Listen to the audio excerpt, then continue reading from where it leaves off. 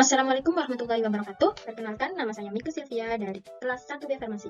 Di sini kita akan belajar mengenai sistem integumen. Apa sih sistem integumen itu? Sistem integumen adalah sistem yang membedakan, memisahkan, melindungi terhadap lingkungan sekitar. Nah, kata integumen ini sendiri berasal dari bahasa Latin yaitu integumentum, yang berarti penutup.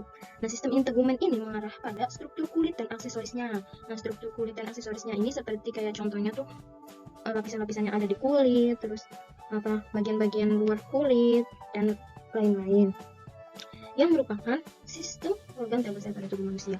Nah, sistem integumen ini sistem organ terbesar pada tubuh manusia. Kenapa? Ya karena kita diselimuti, seluruh tubuh kita ini dilindungi oleh sistem integumen. Sistem yang melindungi tubuh kita dari lingkungan-lingkungan luar yang berbahaya. Nah, kita akan bahas satu persatu apa aja yang ada di dalam sistem integumen. Nah, yang pertama ada kulit dan devirat kulit. Nah, di kulit ini ada beberapa lapisan. Yang pertama lapisan epidermis, kemudian lapisan dermis, dan lapisan hipodermis atau subkutan. Nah, untuk devirat kulit ini ada kuku, rambut, dan kelenjar kulit. Nah, ini contoh dari kulit, gambaran kulit yang ada pada tubuh kita. Oke, lanjut ke kulit. Apa sih kulit itu? Kulit adalah lapisan luar yang menutupi tubuh sebuah vertebrata. Kulit terdiri atas epidermis, dermis, dan hipodermis. Nah, lapisan pada kulit ini ada 3. Yang pertama adalah lapisan epidermis, lapisan kulit terluar. Yang kedua lapisan dermis, lapisan dalam kulit. Dan yang ketiga lapisan hipodermis. Nah, bisa dilihat pada gambar ini. Ini lapisan epidermis, lapisan terluar kulit. Nah, bisa dilihat. Nah, yang kemudian di lapisan tengah kulit ada lapisan dermis. Yang ketiga nih lapisan hipodermis. Yang di dalamnya ada jaringan hialuar dan jaringan adiposa. Nah, kulit ini menutupi seluruh permukaan tubuh kita. Nah, dan merupakan tubuh utama yang langsung menghubungkan dengan dunia luar. Nah, rata-rata berat kulit ini 4 kg dengan luas permukaan 2 meter kubik. Dan kulit adalah organ yang dinamis, yang terus mengalami perubahan dengan terlepasnya lapisan kulit dan digantikan oleh lapisan dalam. Nah, lapisan kulit ini berganti-ganti setiap bulannya. Oke, kita lanjut ke slide berikutnya.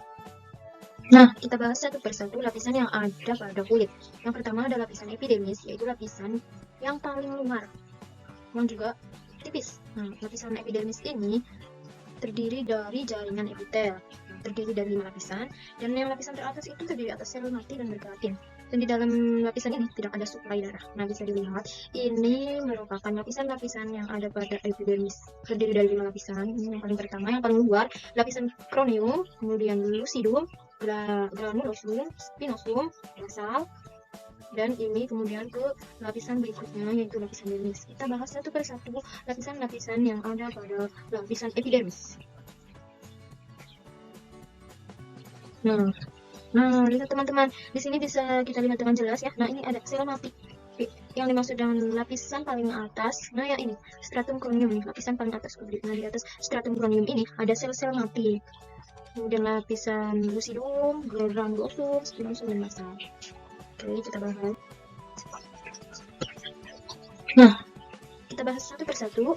Yang pertama ada lapisan corneum, lapisan kulit yang paling luar, terdiri dari sel-sel mati yang berisi filamen keratin.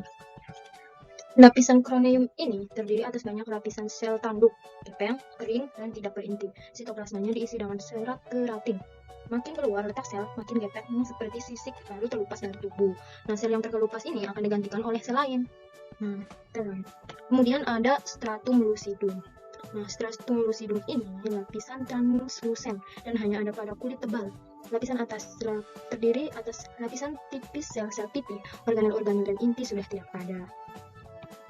Nah, membran yang membatasi sel-sel tersebut sulit terlihat sehingga lapisannya secara keseluruhan seperti kesatuan yang bening. Nah, lapisan ini hanya ditemukan pada daerah tubuh yang berkulit tebal seperti di telapak kaki, telapak tangan. Nah, ini bisa dilihat lapisan lucidum ini di sini. Kemudian selanjutnya stratum granulosum. Lapisan ini terdiri dari beberapa lapis sel gepeng dan granula keratonialin di atas stratum spinosum. Nah, ini stratum spinosum dan ini stratum granulosum. Terdapat 2-3 lapis yang sejajar dengan permukaan kulit. Nah, granula yang bebas berikatan dengan fotofinalen membentuk keratin. Nah, granula yang terbungkus membran itu disebut granula lamellosum. Berfungsi sebagai lapisan lemak yang menutupi kulit sehingga kulit relatif impermeabel terhadap air, nggak larut dalam air gitu. Nah, Fungsi dari lapisan ini tuh menghalangi masuknya benda asing, kuman, dan bahan kimia yang masuk ke dalam tubuh. Kemudian lapisan selanjutnya yaitu lapisan spinosum atau stratum spinosum. Lapisan ini terletak di atas stratum basal. Nah, ini stratum basal, ini lapisan spinosum. Terdiri dari beberapa lapis sel yang terlihat seperti berduri karena tonjolan dari sitoplasma. Sel-sel spinosum pada bagian bawah berbentuk polihedral dan memiliki nukleus bulat. Nah, bisa dilihat, ini bagian spinosum bawah, selnya berbentuk bulat. Nah, untuk yang spinosum bagian atas, umumnya berukuran lebih besar. Tuh, sel-selnya tuh umumnya lebih besar, tetapi lebih pipih karena didorong ke permukaan kulit dan mengandung butiran pipih. Lanjut ke stratum basal. Stratum basal ini terdiri dari satu lapis sel yang terletak pada membran basalis, ditandai dengan aktivitas mitosis yang tinggi. Lapisan basal ini sebagai induk dari epidermis. Dia mengandung sel keratinosit berbentuk silindris yang melekat pada membran dasar. Nah, bisa dilihat induk dari epidermis berbentuk silindris itu memanjang, lihat nih. Ini stratum basal memanjang, silindris. Terus ciri-ciri pembeda lain dari sel basal adalah nukleus atau nuklei memanjang yang berwarna gelap dan adanya pigmen melanin yang ditransfer dari melanosit yang berdampingan. Lapisan basal ini lokasi utama dari sel-sel aktif membelah pada epidermis yang membentuk sel-sel lapisan epidermis luar.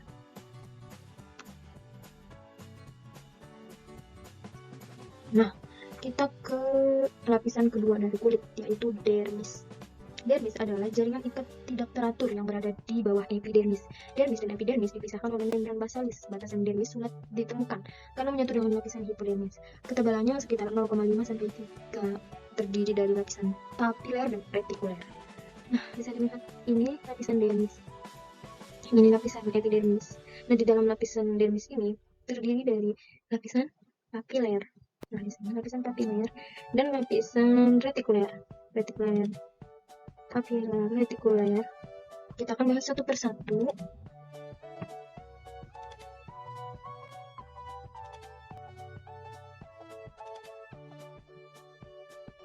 Nah, kita akan bahas satu persatu lapisan yang ada pada lapisan dermis. Yang pertama ada lapisan papila, merupakan bagian yang menonjol ke epidermis bagian atas dari dermis, berisi ujung serabut saraf dan pembuluh darah dan jaringan ikat longgar. Lapisan ini mengandung lekuk-lekuk papila sehingga stratum Malpighi juga ikut melekuk. Lapisan ini mengandung lapisan rongga longgar yang membentuk lapisan bunga karang yang disebut lapisan stratum spinosum. Lapisan papila terdiri atas serat kolagen halus, elastin, dan retikulin. Lapisan ini memegang peran penting dalam peremajaan dan penggandaan unsur-unsur kulit. Dan lapisan retikuler merupakan bagian bawah dermis yang menonjol ke subkutan. Nah, kalau lapisan papila kan menonjol ke lapisan epidermis karena dia kan bagian atas dari dermis. Kalau lapisan retikuler ini menonjol ke subkutan, lapisan yang di bawahnya lapisan dermis. Nah, lapisan retikuler ini terbuat dari jaringan ikat padat yang tidak beraturan dari serat kolagen. Sebagian besar lapisan ini tersusun bergelombang, mengandung sedikit serat retikulin dan banyak serat elastin. Lapisan dermis ini mengandung beberapa macam sel. Ada sel fibroblas yang berfungsi untuk sintetis kolagen, retikulin, elastin, fibronektin, glikosaminoglikan, dan kolagenase. Kemudian ada juga sel mononuklear yang berfungsi sebagai fagositosis, menghancurkan bakteri, sekresi sitokin. Sel mononuklear bersifat mobil sehingga dapat berpindah kapanpun dan kemanapun. Kemudian ada sel limfosit yang berfungsi sebagai immunosurveillance. Kemudian ada sel Langerhans dan sel dermal dendritik yang berfungsi untuk melintasi dermis antara limfonodus lokal dan epidermis. Kemudian ada sel Mans yang berfungsi sebagai antigen, komplement, dan zat lain untuk mengeluarkan mediator-mediator inflamasi termasuk histamin, heparin, prostaglandin, leukotrientin, tryptase, dan faktor kemotaktik untuk eosinofil dan neutrofil. Kemudian ada juga sel marker yang berfungsi sebagai penerima rangsangan kanker. Nah, kita lanjut ke lapisan terakhir kulit, yaitu lapisan hipodermis. Hipodermis atau lapisan subkutan tersusun atas jaringan ikat dan jaringan adiposa yang membentuk fascia superficial yang tampak secara anatomis. Hipodermis ini terdiri dari sel-sel lemak, ujung syaraf tepi, pembuluh darah, dan pembuluh getah bening. Nah, di sini ada epidermis. Nah, kita lanjut ke devirata kulit. Yang pertama ada kuku. Bagian-bagian dari kuku ini ada yang pertama bagian bebas, yaitu free end of nail. Ini bagian bebas kuku. Kemudian ini body of nail, badan kuku. Terus ada lempeng kuku yang merupakan bagian keras kuku yang dapat dilihat oleh mata ya. Terus ada lateral nail field, ini tuh lipatan kuku. Itu kulit yang membungkus lempeng kuku pada ketiga sisinya. Bantalan kuku yaitu kulit di bawah lempeng kuku. Lempeng kuku ini kulit. Namanya tuh lipatan. Terus ada lunula. Lunula ini bagian kuku yang berwarna putih seperti rembulan setengah, separuh rembulan yang ada di dasar kuku. Nah, bisa dilihat yang ada di bawah kuku putih-putih namanya lunula. Kemudian ada kutikula. Kutikula ini merupakan jaringan yang menindih lempeng kuku di dasar kuku. Kutikula melindungi sel keratin baru yang secara perlahan muncul dari bantal kuku. Kemudian organ dari kuku nih. Kuku adalah bagian tubuh manusia yang terdapat atau tumbuh di ujung jari. Kuku tumbuh dari sel mirip kele lembut yang mati, mengeras, dan kemudian terbentuk saat mulai tumbuh dari ujung jari dan memiliki pori-pori. Fungsi dari kuku ini yaitu untuk melindungi ujung jari yang lembut dan penuh urat saraf, serta mempertinggi daya sentuh. Kulit juga berfungsi melindungi ujung jari tangan dan kaki, dan mendukung fungsi jari untuk memegang. Lanjut ke rambut. Rambut adalah produk keratinasi epidermis. Rambut berasal dari invaginasi epidermis yang membentuk folikel yang mengandung sel yang aktif bermitosis di bagian pangkal leher.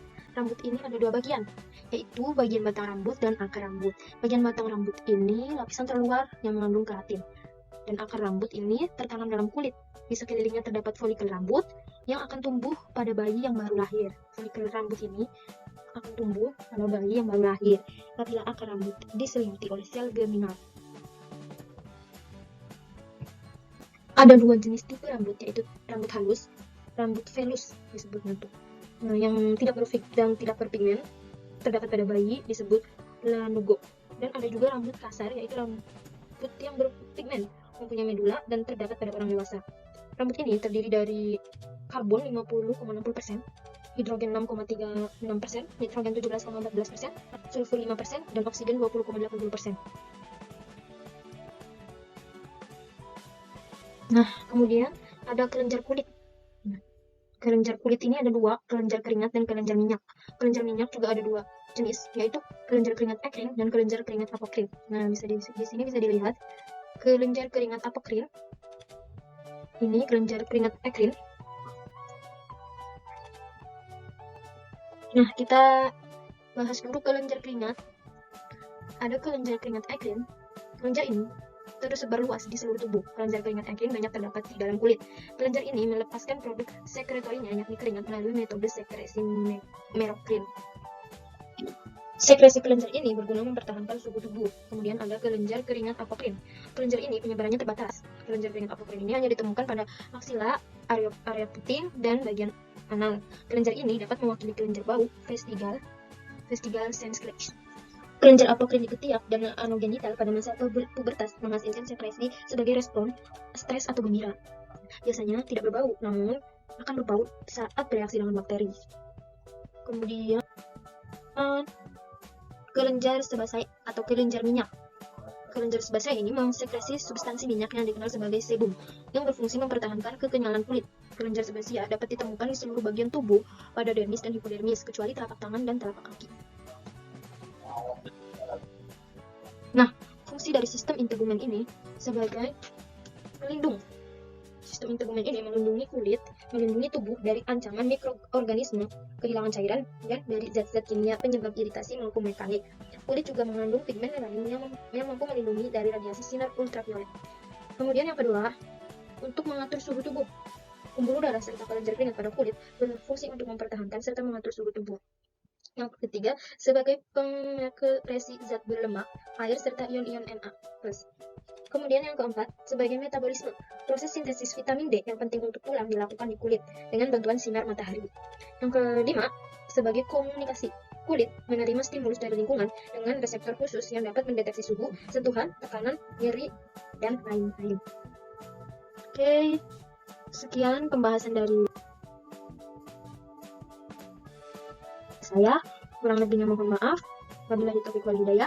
Wassalamualaikum warahmatullahi wabarakatuh.